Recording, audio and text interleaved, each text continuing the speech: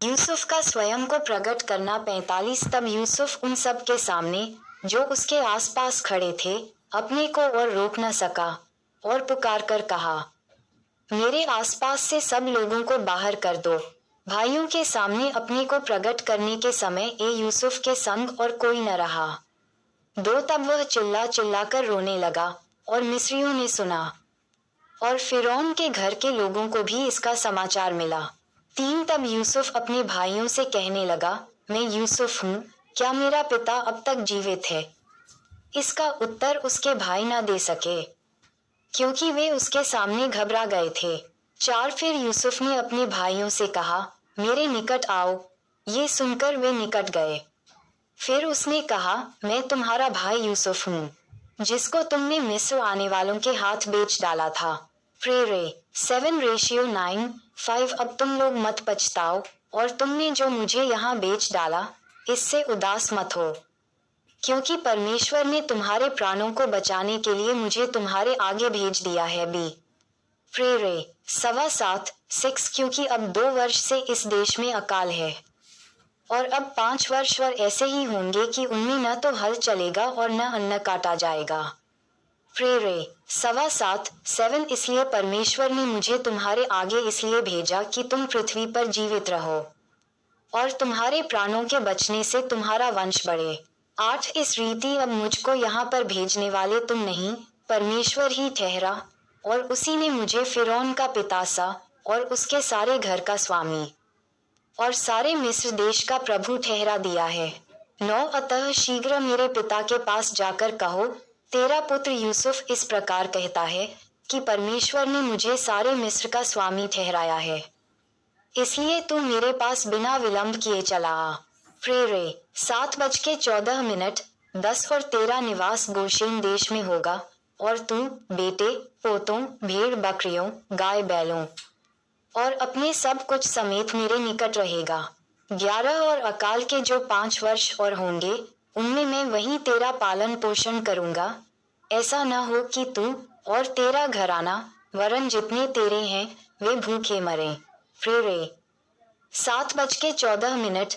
12 और तुम अपनी आंखों से देखते हो और मेरा भाई बिन्यामीन भी अपनी आंखों से देखता है कि जो हमसे बातें कर रहा है वह यूसुफ है। 13 तुम मेरे सब वैभव का जो मिस्र में है और जो कुछ तुमने देखा है उस सब का मेरे पिता से वर्णन करना और तुरंत मेरे पिता को यहाँ ले आना। 14 और वह अपने भाई बिन्यामीन के गले से लिपट कर रोया और बिन्यामीन भी उसके गले से लिपट कर रोया। 15 वह अपने सब भाइयों को चूमकर रोया और इसके पश्चात उसके भाई उससे बातें करने लगे। 16 इस बात का समाचार कि यूसुफ के भाई आए हैं फिरौन के भवन तक पहुंच गया और इससे फिरौन और उसके कर्मचारी प्रसन्न हुए। प्रेरे 7:13। 17 इसलिए फिरौन ने यूसुफ से कहा, अपने भाइयों से कहे कि एक काम करो, अपने पशुओं को लाद कर कनान देश में चले जाओ। 18 और अपने पिता और अपने अपने घर के लोगों को लेकर मेरे पास आओ और मिस्र देश में जो कुछ अच्छे से अच्छा है वह मैं तुम्हें दूंगा और तुम्हें देश के उत्तम से उत्तम पदार्थ खाने को मिलेंगे। प्रेरे 7:14। 19 और तुझे आज्ञा मिली है, तुम एक काम करो कि मिस्र देश से अपने बाल बच्चों और स्त्रियों के लिए गाड़ियां ले जाओ और अपने पिता को ले आओ। प्रेरे 7:14। 20 और अपनी सामग्री की चिंता न करना, क्योंकि सारे मिस्र देश में जो कुछ अच्छे से अच्छा है वह तुम्हारा है।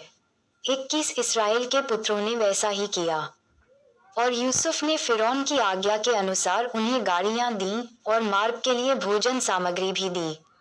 22 उनमें से एक एक जन को तो उसने एक एक जोड़ा वस्त्र भी दिया और बिन्यामीन को 300 रुपए के टुकड़े और 5 जोड़े वस्त्र दिए। 23 अपने पिता के पास उसने जो भेजा वह ये है, अर्थात मिस्र की अच्छी वस्तुओं से लदे हुए 10 गदहे और अन्न और रोटी और उसके पिता के मार्ग के लिए भोजन वस्तु से लदी हुई 10 गदहियां। 24 तब उसने अपने भाइयों को विदा किया और वे चल दिए और उसने उनसे कहा, मार्ग में कहीं झगड़ा न करना। 25 मिस्र से चलकर वे कनान देश में अपने पिता याकूब के पास पहुंचे। 26 और उससे यह वर्णन किया, यूसुफ अब तक जीवित है और सारे मिस्र देश पर प्रभुता वही करता है। पर उसने उन पर विश्वास न किया और वह अपने आपे में न रहा सी। 27 तब उन्होंने अपने पिता याकूब से यूसुफ की सारी बातें जो उसने उनसे कही थी कह दी। जब उसने उन गाड़ियों को देखा जो यूसुफ ने उसके ले आने के लिए भेजी थी, तब उसका चित्त स्थिर हो गया। 28 और इस्राएल ने कहा, बस मेरा पुत्र यूसुफ अब तक जीवित है। मैं अपनी मृत्यु से पहले जाकर उसको देखूंगा।